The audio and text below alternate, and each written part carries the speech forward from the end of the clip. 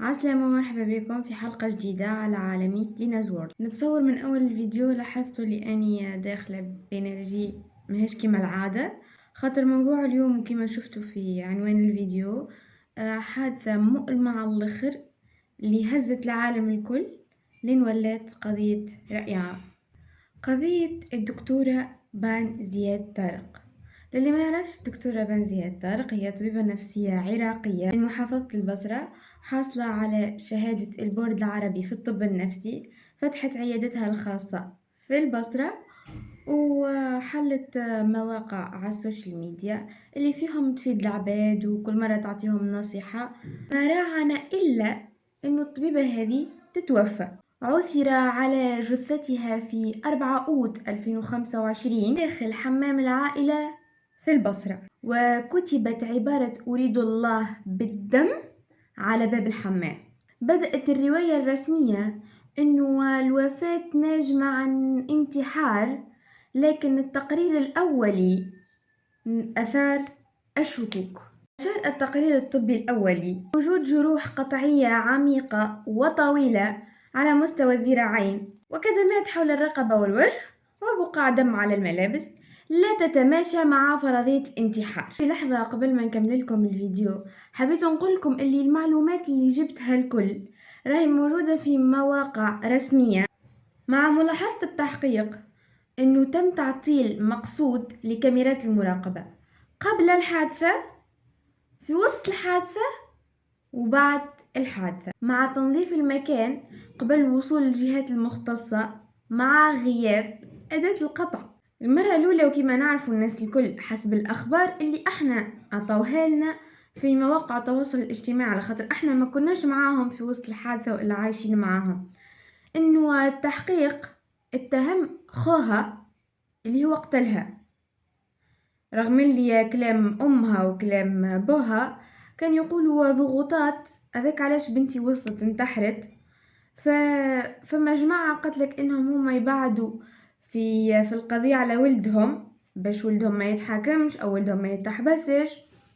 باركونتر التحقيق شد صحيح انه الخو الشقيق يتحاسب ويتحاكم على خاطر هو كان معاها في الدار حسب المعلومات اللي وصلتنا احنا كمشاهدين ماناش عايشين معاهم، مع صدور قرار بتوقيف احد المتهمين. قرار القضاء النهائي أصدر في 18 أوت 2025. أعلن مجلس القضاء الأعلى العراقي أنه التحقيقات أثبتت أن الوفاة كانت انتحارا بناء على عدة أدلة، واللي هما التطابق التقني بين خط الضحية والعبارة المكتوبة على باب الحمام بالدم. قالوا اللي ما فماش جهة تدخل في المنزل قبل الحادث حسب فحص كاميرات المراقبة وما موجود في الDVR.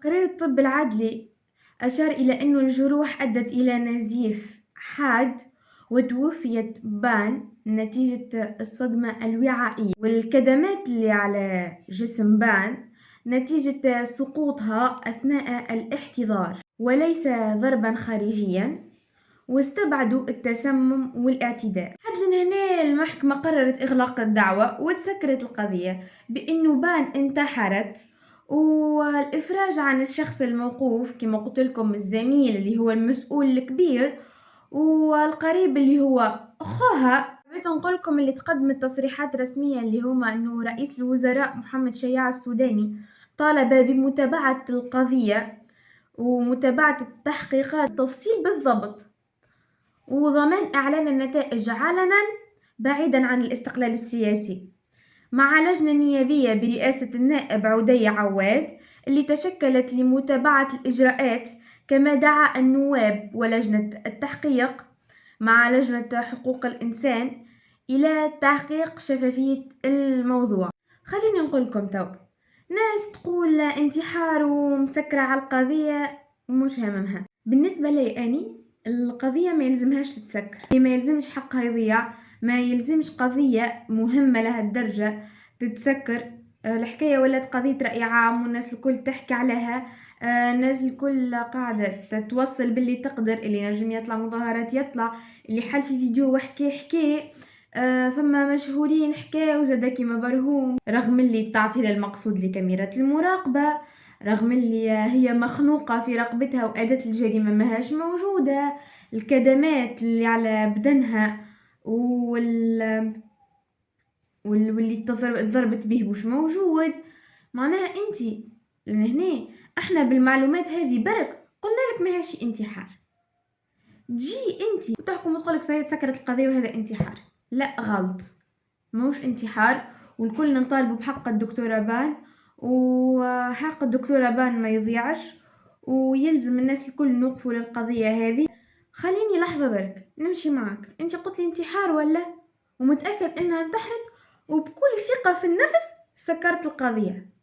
اسكو ثم واحد بعقله بمخه ينتحر بالطريقة البشعة هذه؟ ثم 20,000 مليار مليون طريقة كانت تنجم تنتحر بهم، مش انها باش توصل تقتل روحها بالطريقة البشعة هذه. يعني هي قاعدة تحل في يدها تغزرلها وتزيد تحل يدها الأخرى تغزرلها وتكتب لي كلمة أريد الله في باب الحمام فاش تحكي شنو هذا؟